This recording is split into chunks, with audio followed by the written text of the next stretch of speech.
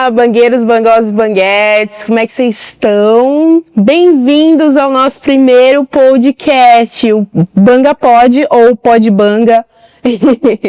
Então sejam muito bem-vindos, a gente está aqui no Banga Café, que é um afro-café cultural, situado no Canal 2 aqui em Santos. Aqui é o nosso sonho realizado, é um espaço afetivo, é um quilombo urbano, então aqui a gente tem exposição de artes de artistas locais, a gente serve alguns pratos típicos de alguns países africanos, então você que ainda não conhece, venha conhecer. E então vamos começar com o nosso primeiro BangaCast, estou muito empolgada. E a nossa primeira entrevistada de hoje, com muita honra, que eu apresento para vocês a Jesly. Bem-vinda! Obrigada! A Jesly é psicóloga mãe e criadora do Semente de Mãe. Você quer falar um pouco pra gente primeiro sobre esse projeto? Sim. E de onde que surgiu? Claro. Bom dia, né? Muito obrigada pelo convite. Estou muito feliz. Acho que esse espaço tem muito significado. Acho que faz todo sentido, né? Para o meu trabalho, para a minha vivência. O Semente de Mãe nasce num desconforto meu de quando eu atendia... Na verdade, a ideia, assim, né? De quando eu atendia crianças do espectro autista. E eu sentia muita necessidade de acolher as mães, né? Então, eu, como terapeuta infantil, entendia que o trabalho tinha que começar com a família, né? E depois com as crianças, até porque é só um recorte, né? O tempo que as crianças ficam nas clínicas. Então, estende o tratamento para casa, né? Para os cuidadores. E eu achava que tinha que ter esse olhar mais atencioso com as mães, principalmente, que são as pessoas, né, de modo geral, geralmente são as pessoas que deixam o trabalho, deixam a vida social para cuidar especificamente dos filhos. E aí não existia isso, né, nas clínicas que eu trabalhei, não tinha esse acolhimento. E aí eu ficava, não, acho que é por aí que tem que acontecer. Enfim, depois eu fui mãe. E aí eu entendi qual era o rolê das mães. A gente sempre entende quando a gente tá vivenciando. Antes era só uma vontade assim mesmo, né? Depois passou a ser uma necessidade minha também ser acolhida, né? Então, e aí eu pensei, bom, e assim, né? Como surgiu mesmo foi quando eu passei por uma doula para fazer o meu acompanhamento gestacional, e ela me falou, e aí as minhas angústias de gestante, né, e ela falou, Jesly, a sua turminha agora são as mães. E aí eu falei, bom, acho que agora eu vou juntar as ideias, né, a vontade com a necessidade. Então, aí surge o Semente de Mães, que é um grupo para acolher, para escutar, né, e para construir uma rede também de apoio, né, para que a gente possa se ajudar, mais do que tudo, assim, né, e se ouvir também, né. Eu acho que a gente compartilha de dificuldades e angústias muito semelhantes. Sim. E aí eu acho que faz todo sentido agora nessa fase da minha vida também, né. Nem me fale o quanto é importante esse acolhimento. Mas vamos falar sobre isso um pouco mais pra frente. Primeiro eu quero começar o nosso papo com uma pergunta que eu quero fazer para todas as minhas entrevistadas. Certo. Que é assim, quando foi o estalo que você se viu uma mulher negra? Qual foi o chá revelação e como foi? Em que momento da sua vida? Qual que foi esse momento? Porque a gente sabe que a gente não nasce mulher negra, né? Mulheres negras. A gente se reconhece com o tempo. E aí eu queria saber de você como é que foi isso. Tá. Deixa eu pensar aqui. Eu acho que desde pequenininha, desde muito novinha, assim, por conta do meu pai, né? Meu pai sempre teve esse olhar, sempre esteve no movimento também, né? Então eu me lembro de muito pequena, assim, meu pai dizer, Jesly, tu é uma mulher e tu é negra, então você vai ter que fazer o teu rolê, porque o mundo é hostil, sabe? Não com essas palavras, eu era muito pequena, eu não entendia, assim, né, a dimensão disso. E acho que... E aí, então, eu já sabia. Não sabia o que eu tinha que enfrentar, mas eu já sabia. E eu aí, numa das clínicas que eu passei, essa distinção foi bem aparente. E aí eu falei, tá, então é isso que eu vou enfrentar, né? Sim. Então, numa das clínicas que eu passei, eu não tive a oportunidade de crescer na minha leitura, porque eu sou uma pessoa preta, então é um racismo que eu passei, né?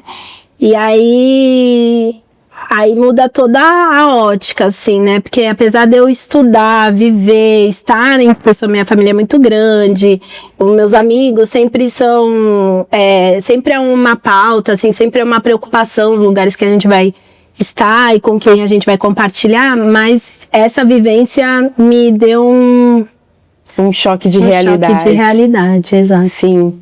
E você começou falando do projeto Semente de Mãe, falando também que você é mãe. Sim. Me conta como foi esse processo. Sua gestação foi planejada? Como foi isso? Não foi planejada, mas sempre foi um desejo meu. Eu sabia que em algum momento da minha vida eu ia ser mãe. Não sabia em qual momento, não sabia com qual parceiro, mas eu ia ser mãe. Inclusive, quando eu engravidei, as minhas amigas, Jéssica, você vai ser mãe, você queria tanto ser mãe.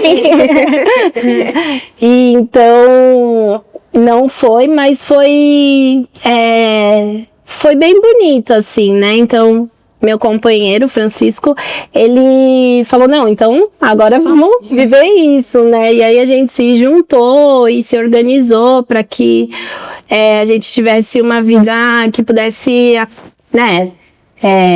Bem direcionada, assim, né? Mesmo sendo tudo uma novidade, muitos medos, muita insegurança, mas foi um caminho bem bonito, assim, que a gente construiu e tá construindo, né? Sim. E seu companheiro é um cara preto? É um homem preto. É um homem preto. E me fala, quando você descobriu o sexo do seu bebê, se isso interferiu em alguma coisa em ti, você ser mãe de um menino preto. Com certeza, né? Porque pra mim, vou te contar minha vivência, Sim. Né? Eu sou casada, né, com um homem afrodescendente de pele clara. Tá. Então, o meu maior medo era que eu tivesse filhas de pele clara, ainda gêmeas, né? Então, isso eu morria de medo. Eu falava, ai, gente, não, elas têm que ser pretinhas. Porque, cara, o meu medo era sair na rua e acharem que elas não eram minhas filhas. Era o meu medo, assim, e aí o que aconteceu? Elas nasceram de pele clara. E aí, quando eu saía na rua, eu ficava, assim, extremamente tensa, porque as pessoas param a gente na rua pra perguntar. Se, nossa, são suas? Ah, meu Deus, olha! Nossa, mas elas parecem com o pai, né? Então, o meu pior medo aconteceu. E aí me conta como é que é essa coisa de criar um menino preto. Se isso bateu de uma forma diferente pra ti. Bateu e já era uma ideia de antes, assim, né? Então, eu me relacionando com o Francisco, se em algum momento eu tiver filho, meu filho vai ser preto, minha filha vai ser preta, e todo esse rolê que a gente já sabe, né? Essa construção. E aí a gente conversa bastante sobre isso. O que a gente vai fazer, até porque os lugares que a gente quer estar com ele muitas vezes é majoritariamente branco, né? E aí esse acesso ao conhecimento, né? Então, como que a gente vai colocar ele?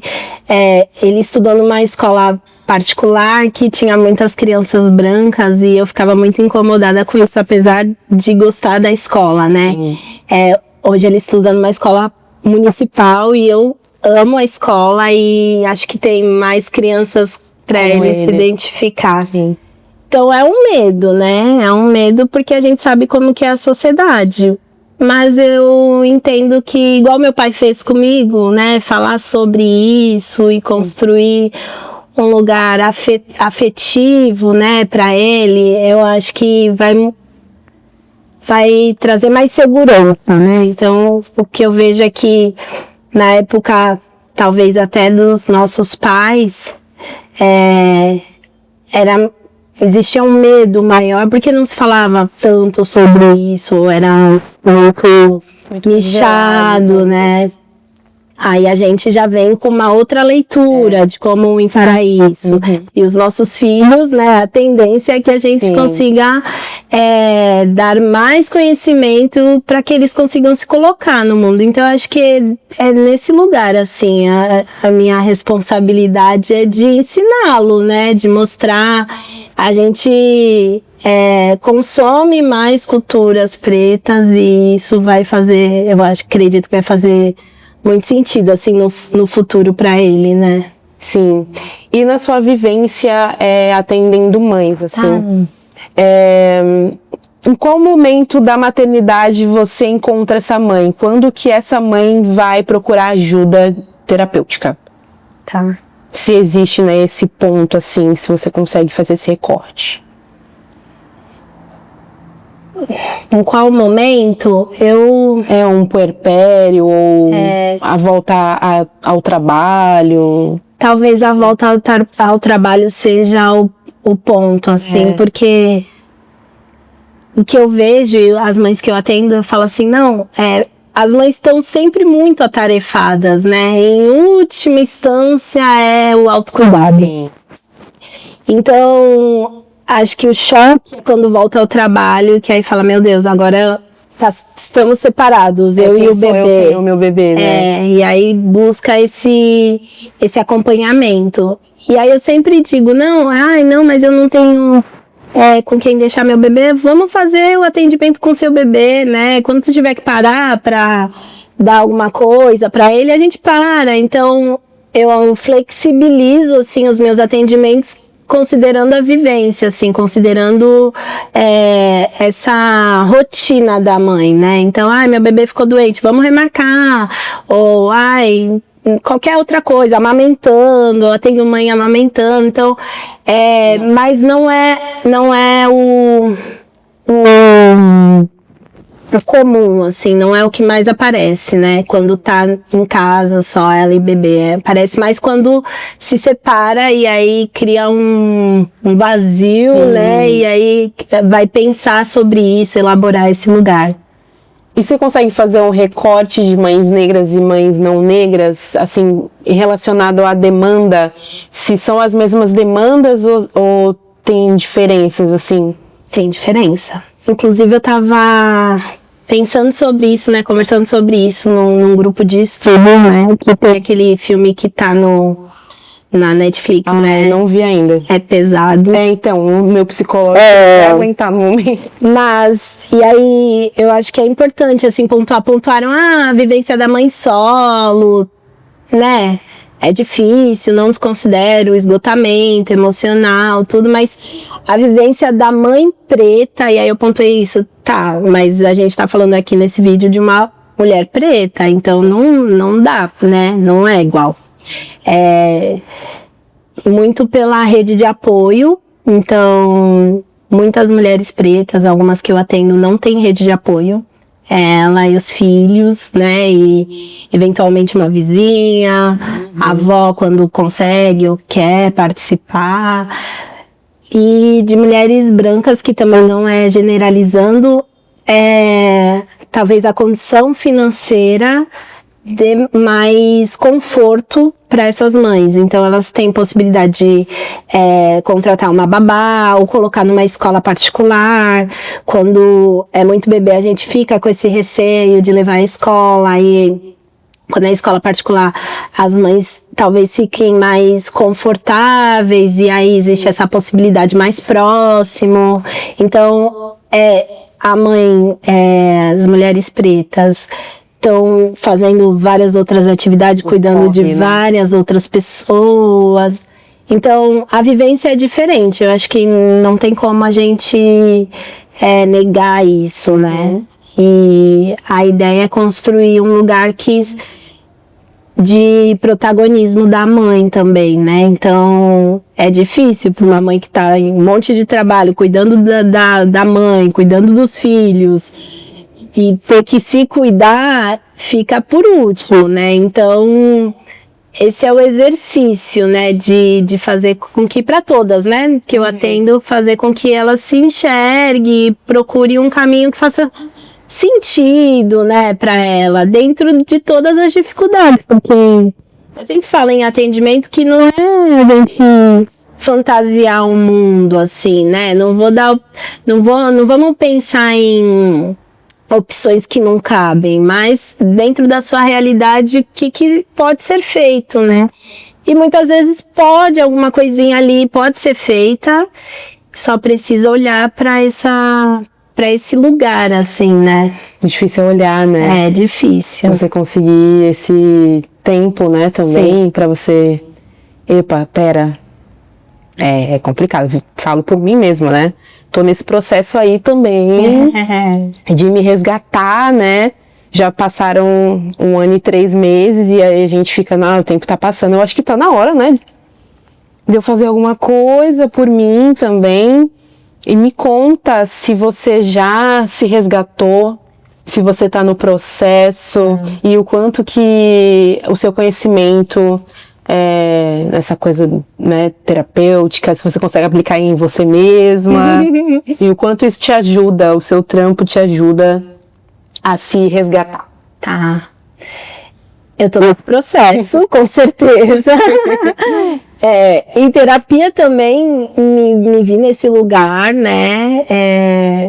Aí uma vez a minha terapeuta falou, Jadley, você tem que fazer alguma coisa por você e tal, e aí eu, não, mas eu tenho que ficar com meu bebê, eu não queria largar. Falei, não, tudo que ele aprendeu eu tenho que estar presente e tal. E aí eu fui numa aula de capoeira e aí mudou a chavinha, assim, que eu me senti tão bem, né? Tipo, não jogo capoeira, mas era uma atividade que eu já tinha praticado em um outro momento e tinha me afastado de todas as atividades, né? No puerpério e tal. Então, quando eu fui, né, no caso, que foi pontualmente, assim, não dei continuidade, mas eu me senti tão bem, que na minha cabeça é assim, tipo, nossa, todas as vezes eu tenho que viver isso de novo, assim, alguma coisa que goste de novo. Mas eu tô nesse processo, né, então não consigo aplicar de forma, né, de forma como a teoria mostra, ou como eu trabalho com as mães, não consigo, não sei, assim, não é desse jeito. Mas o que me faz também pensar muito é, assim, eu atendo muitas mães e aí me faz também, me tira da bolha também, da minha bolha, sabe? Então eu fico, nossa, tem muita coisa no mundo acontecendo, né? Então isso me faz pensar sobre a minha vida, com certeza, né? Então, no lugar que eu estou, o que eu exerço, né? Então, acho que é por aí, assim, que eu construo o meu caminho. Da hora. Agora, vamos para o último momento da nossa conversa com café, né? Detalhe que agora eu esqueci de falar, mas a gente tá tomando um cappuccininho aqui gostoso. E aí eu quero fazer assim, que nem as apresentadoras chiques que fazem rapidinha. Segura! Ai, meu Deus! Vão ser só 3 perguntinhas. Certo. 4. Então vamos lá pro rapidinho. Eu vou te falar uma palavra e a primeira coisa que vier à sua cabeça você responde. Tá bem. Maternidade. Ai, afeto. Ser mulher. Resistência. Ser mulher negra. Ixi, muita resistência. Bebida favorita do Banga Café. Cappuccino. É isso, gente. E assim a gente termina o nosso papo. Muito obrigada. Muito obrigada pela presença. A gente quer convidar vocês também para nossa roda, né? Semente de Mãe, que agora temos todo mês.